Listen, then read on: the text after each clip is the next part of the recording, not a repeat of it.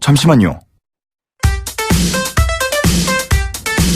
조국 법무부 장관 후보자 딸의 병리학 논문 제1저자 등재 논란에 우리나라 의료계가 들끓고 있습니다.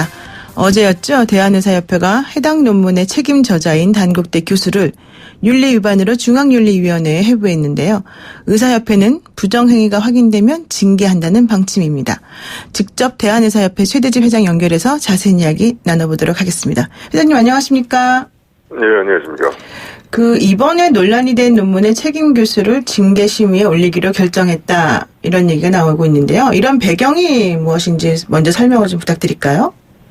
예, 최근에, 이제 조국 후보자 딸이, 고등학교 2학년 때, 2주간 파견을 나가서, 논문 작성에 관계를 했는데, 그 의학 논문이, 발표됐을 때, 네. 조국 후보자의 딸이 제1저자로 참여했다 이런 언론 보도가 나왔습니다. 해당하는, 관련된 의학 논문을 입수해서 검토를 했을 때, 실제로 제1저자로 참여를 해 있었고, 그러한 어떤 과정이, 고등학교 2학년 학생이 2주간의 어떤 실습을 하면서 논문의 제1저자로 참여한 것이, 기본적인 어떤 논문 1저자의 자격 요건에 부합하지 않는다. 그래서 연구윤리를 위반한 것이다. 이런 어떤 의학윤리 위반으로, 해당하는 교수를 윤리위원회에 징계 심의를 부하기로 한 것이죠. 일단은 윤리규정 위반의 그런 소지가 있다 이렇게 보시는 거군요. 그렇습니다. 보통 학회지에 등재되는 논문의 제1저자는 기여도가 어느 정도나 돼야 이름을 올릴 수 있는 건가요? 보통 과학 논문, 의학 논문을 비롯해서 각종 논문에서 1저자는 기본적으로 이제 기여도가 가장 높은 사람을 1저자로 하는 것입니다. 그래서 네. 연체를 설계를 해야 되고, 그리고 의학 논문이기 때문에 각종 실험에 주도적으로 참가해서 실험 데이터를 수집하고 실험 데이터를 분석을 해야 합니다. 그리고 실제로 논문을 작성해야 되고, 논문의 전 과정에서 가장 주요한 역할을 해야 제1저자가 되는 것이죠. 네. 그런데 그 A 교수에 따르면 조 후보자 딸이 논문 작성 당시 영작하는데 상당히 많은 기여를 했다. 뭐 이런 얘기를 하고 있는데 그 정도는 안 된다 이렇게 보시는 건가요? 영작하는데 기여를 했다는 부분도 사실은 믿기가 힘듭니다. 과학 논문, 의학 논문의 특성상 우리가 영어가 무슨 소설이나 에세이를 쓰는 게 아니기 때문에 논문에 쓰이는 영어는 문법 구조도 아주 단순하고 그리고 굉장히 무미건조한 표현들을 사용합니다. 그리고 의학적인 개념, 용어가 가장 중요한 요소이기 때문에 네.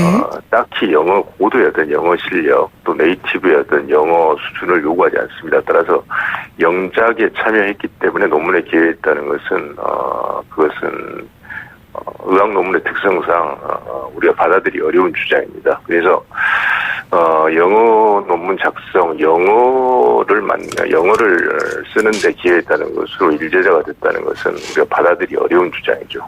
네, 그리고 제1저자로 누구를 할지는 책임저자인 내가 결정하는 거다 이런 입장을 그 A 교수가 밝히기도 했는데요. 여기에 대해서는 일부 동의하는 학자들도 있다고 합니다. 어떻게 보십니까? 이 부분에 대해서? 책임저자가 논문의 1저자를 결정하고 2저자, 3저자 이렇게 결정하는 것은 맞습니다. 기본적으로 연구 전체를 설계하고 거기에 이제 교신저자, 책임저자로 해서 책임을 지는 분이기 때문에, 하지만은 그것이 자의적 기준으로 되는 것은 아니지 않습니까? 가령 본인이 그 선호에 의해서 누가 특정하게 마음에 든다고 해서 이 무대로 가는 것이 아니라 1저자에는 어떤 해당하는 기준이 있기 때문에 그 기준에 부합해야 본인의 재량권이긴 하지만 1저자로 할 수가 있는 것이죠. 본인의 재량권이라고 해서 1저자의 기준에 부합하지 않는 사람을 이 무대로 1저자로 등재하는 것은 그 자체가 연구윤리의 위반인 것입니다. 네. 그런데 여기서 또 하나 의문이 드는 게 당시에 논문을 어쨌든 저자는 누구다, 그 성과는 뭐다 하면서 이제 등재지에 올릴 때 네. 학회 차원에서 심사를 하지 않습니까? 그럼 네. 그렇게 심사를 할 때는 이런 지금 문제가 되고 있는 부분들이 전혀 걸러지지 않았다는 건가요? 일단은 우리가 의학 논문을 작성을 할 때 원래 그 사전에 연구 계획서를 제출해서 허가를 받게 되어 있습니다. 왜냐하면 네. 의학 논문이라는 것은 기본적으로 사람 환자들을 대상으로 실험이 이루어지는 경우가 많기 때문에 연구 윤리성이 다른 어떤 논문들보다 더 강하게 요구되는 것이고, 그래서 각 연구 기관마다 우리가 IRB라고 하는 기구가 있습니다. 그 기구에 사전 계획서를 제출해서 허가를 받아야 된다는 것이죠. 그 과정이 제대로 작동했는지는 검토가 필요한 부분이고, 논문을 작성한 이후에는 학교 기관에서 심의를 받는 것이 아니라 해당하는 학회지에 제출하고 학회지에서 검토를 하게 돼 있죠. 근데 학회지에서는 기본적으로 논문 저자 또 논문 저자의 어떤 자격 요건 이런 것을 검증할 수 있는 방법은 없습니다. 그래서 네.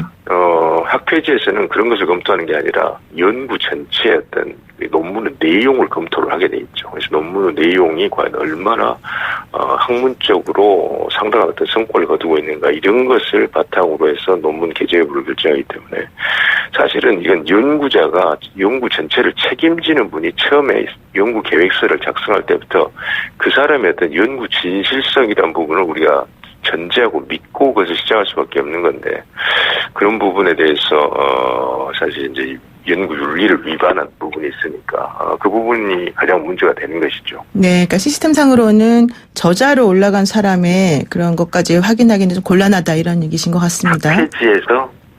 학회지에서 그것을 검토하기는 곤란합니다. 네. 사전에 계획을 냈을 때 거기에서 일단 어떤 문제 소지가 있는 부분들을 정밀하게 살펴본 다음에는 이제 연구 허가 과정에서 그런 것을 밝혀낼 수 있는 여지는 있는 것이죠. 네.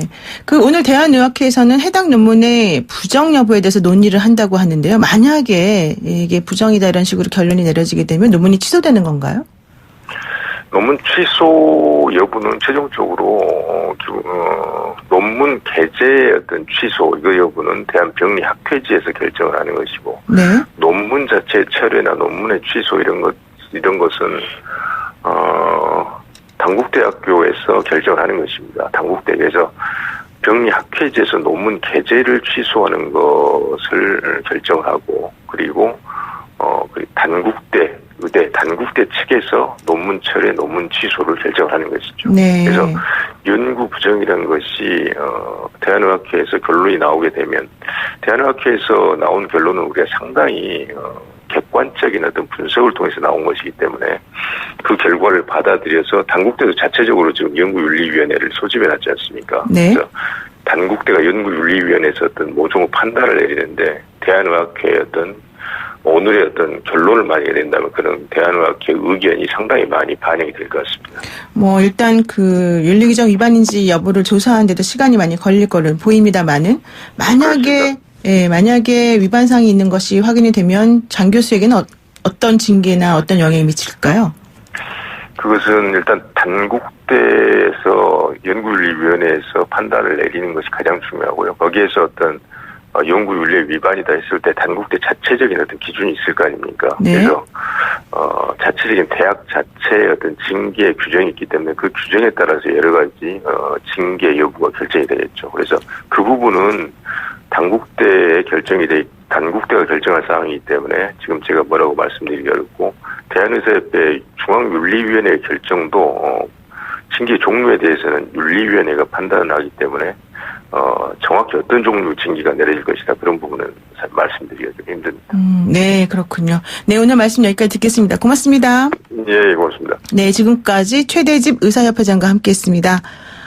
저희 제작진이요, 이번에 문제가 되고 있는 논문 지도교수의 연구실로 수차례 연락을 해서 의견을 좀 확인하고자 했습니다. 그러나 연락이 닿지 않았고요. 그리고 지도교수 측에서 다른 의견을 개진하고자 희망하실 경우에는 관련 인터뷰를 마련하겠다는 점을 지금 이 시간을 빌어서 청취자 여러분께 알려드립니다.